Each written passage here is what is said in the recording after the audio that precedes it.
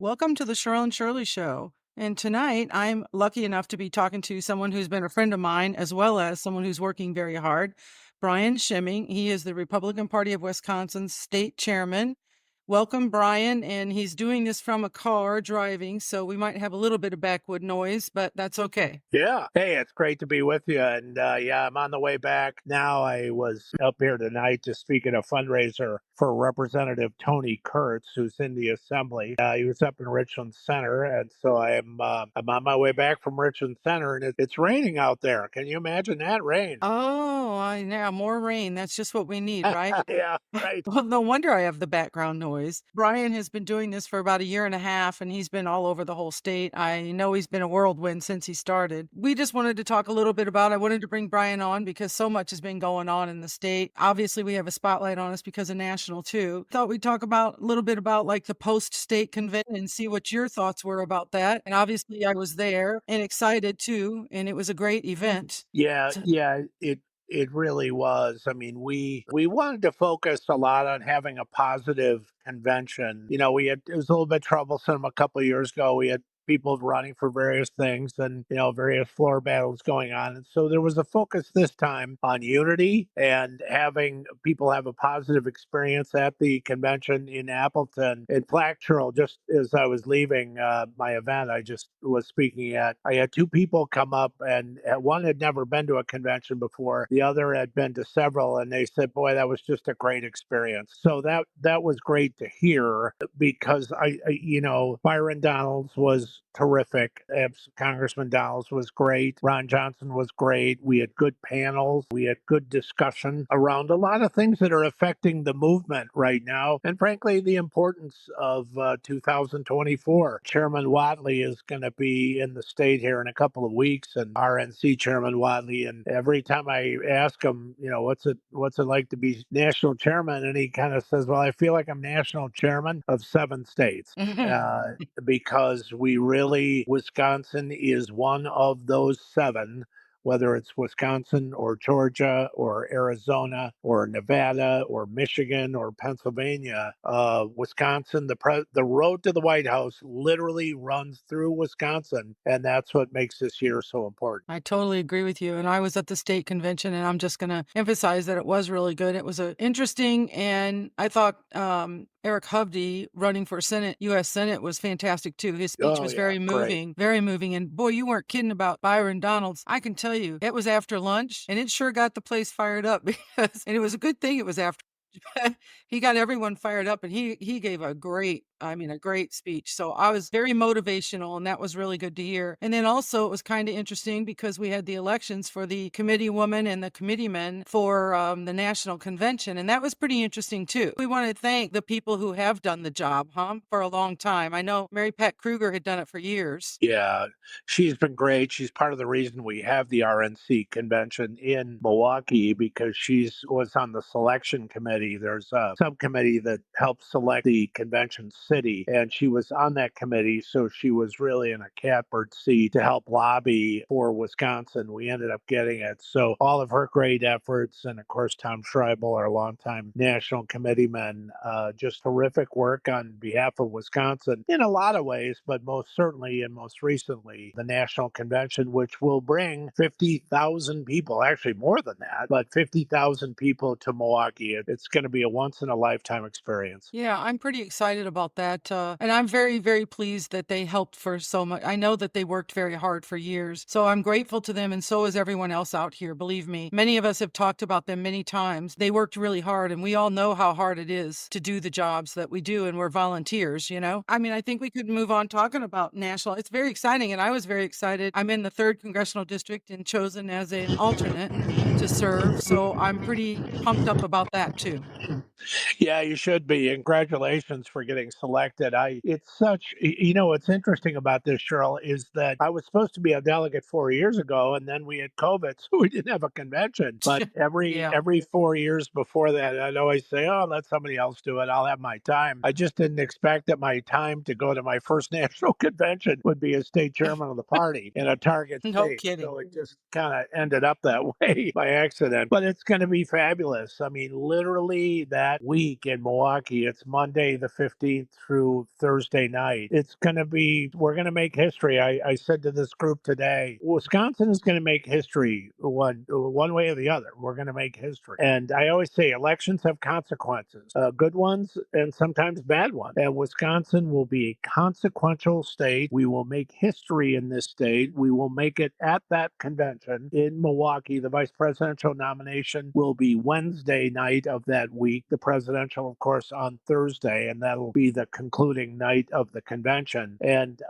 it'll be, honestly, I almost don't appreciate it enough myself. I'm kind of so busy in the day to day of putting things together more on the state side, what Wisconsin delegates and alternates like yourself will do. But I was saying at the staff meeting today, I can now feel almost the gravitational pull of the convention and how close we are to it. And it's really the starting gun of the official campaign. It's going to be huge. I cannot even wait. I'm so excited. I'm already like picking out what I'm going to wear, because you want to have some red and you want to be happy for Wisconsin Sure. and excited. And also being a good host for everyone coming to our state. I mean, it's pretty exciting to think 50,000 people. And I heard there was like 59 hotels involved in this. And it's quite the coming together type of thing that I've never witnessed before. I mean, obviously I've been to state conventions for years, never national. So this is kind of my thing too, that I thought, well, since it's in Milwaukee, maybe I should give it a shot. I got lucky enough to be chosen, so I'm very excited about it. And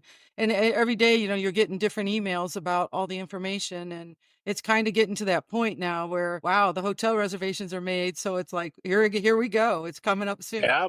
Yeah. Interestingly, to expand on that, to give folks an idea, we will have people in these hotels you talk about as far north as Sheboygan, far north from Milwaukee, as Sheboygan, as far west is in Madison, down to Lake Geneva, Racine, Kenosha, of course, Milwaukee itself, and Metro Milwaukee.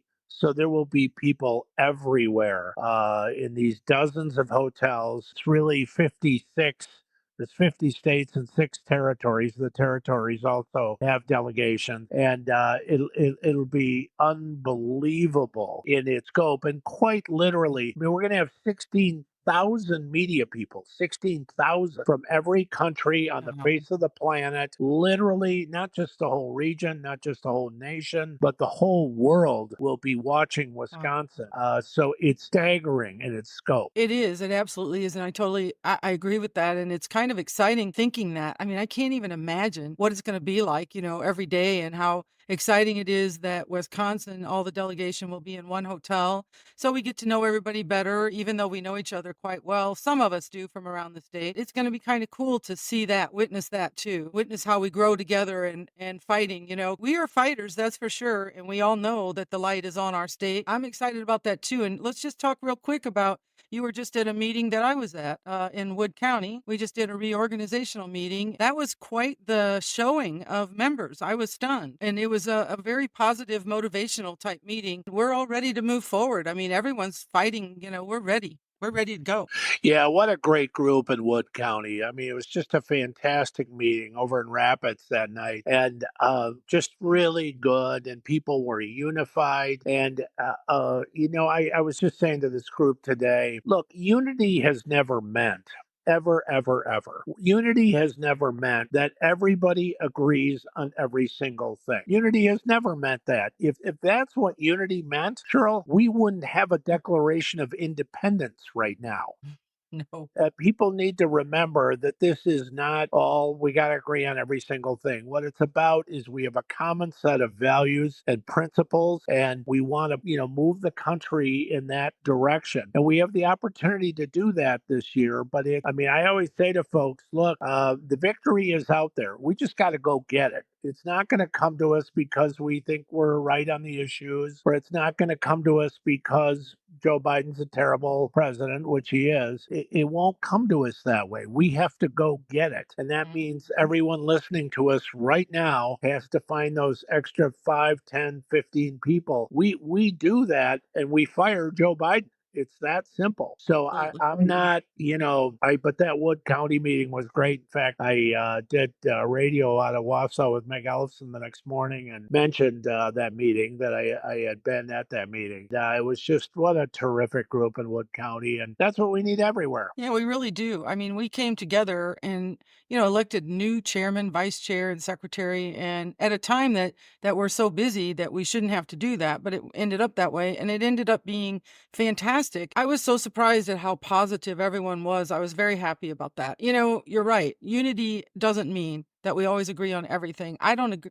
I'm married. I don't agree with my husband half the time, and we would still, I mean, we've been married almost 35 years. It's, that's just part of life. You don't agree on everything. I've always been able to civilly agree to disagree and move on. Seems like we have some issues with that. And that's not just in the party. I mean, that just means, Democrats, Republicans, liberals, conservatives. It's so interesting right now what's happening in history. It's something that I have maybe witnessed, I guess, maybe way back in the 60s and 70s when I was a kid, but you don't realize it then. And now I'm seeing it wide eyed and amazing with Israel, with everything that's going on. I mean, we have a hot button world right now, and everyone Yeah. thought that President Trump was going to be the one to do that. And here we find out that it's President Biden. He needs to be fired. He needs to go.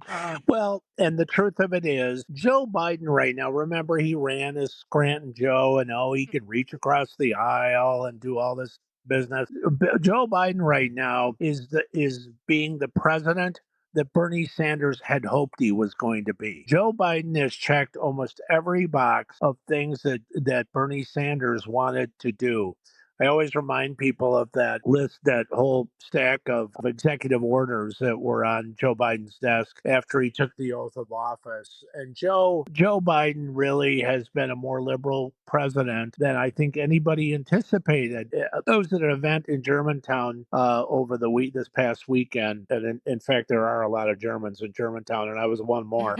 But one of the banners that the party had made there for their parade route was a Ronald Reagan quote, which was the question that people have to ask themselves this year, which is, are you better off now than you were 4 years ago? That question that Ronald Reagan posed in his debate against Jimmy Carter is the question we need to ask now. And that is, because when we ask people that question with the border problem, with grocery prices up, with interest rates up, with wars going on. When people honestly sit back, even taking the candidates out of it, and just say to themselves, "Am I really better off now than I was 4 years ago?" Overwhelmingly, people agree with us. It's not even close. So while I kind of watch the polling, and we all do, Marquette poll is out this week. Emerson was out last week that showed Trump up by 3 in Wisconsin. But I try not to get dragged off by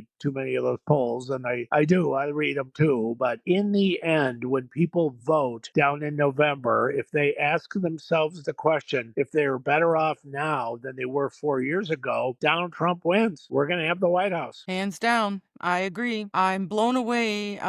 I read an article a couple days ago that stated that a family of four in the state of Wisconsin pays $967 more a month for their food and their gas than what they did before and all their utilities. And these people want to just keep pounding us with wind and with solar. And it's like, goodness sake, can't we just work on trying to make the economy better? I just heard about some people getting laid off recently. And, it is tough. And it's getting tougher for people, especially people that are trying to raise children. Buying a home, that's another thing that we're facing. My son and his wife just bought a home last August. And, it's tough. It's not easy right now. They want to have children, but they're kind of like, well, we got to wait a little while until the election's over. It's kind of a shame to have people thinking that way. The prices are very sky high. I go to the market, and when I go, it's amazing to me. I talk to my husband every time. I think, I just left that store and I just bought 4 bags and it's $160. How did Yep. that happen? Yep. So that's what, what is it? I think it's one of the guys from a Democrat side that,